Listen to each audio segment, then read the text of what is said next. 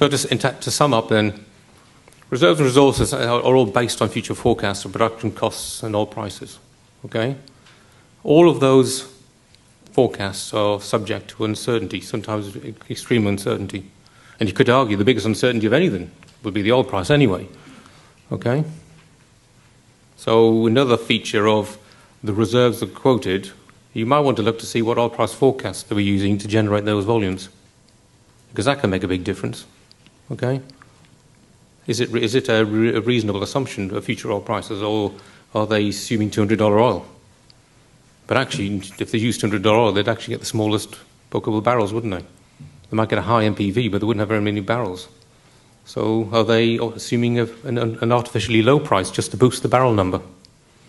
Okay? To assure consistency, the calculation of reserves and resources reporting is heavily regulated. David sort of alluded to the PRMS system and how most exchanges are now using that as the underlying principle and guide. But despite the regulations and guidance, there's still lots of grey areas. Okay? It's not black and white. If it was black and white, you probably would need companies like RPS to come and advise on what's reserves, what isn't reserves. It would be obvious. There are lots of grey areas. Okay? Hopefully you understand that you have to take great care when aggregating and consolidating the volumes to make sure that the total is actually a realistic total and not one that's heavily inflated. Net reserves and resources require economic valuation. You can't just back out of the gross field reserves the company's net share, certainly in the production sharing. And of course, as I've shown, it varies with oil price anyway.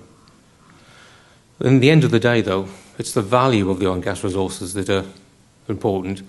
And all those issues about consolidating and adding things up, they apply just as well to adding up the values.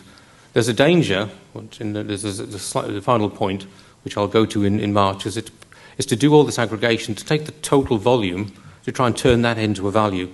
It's a shortcut, so I don't want to go through and value all the fields. If I just take the total of oil and gas resources, can I not turn that into value automatically?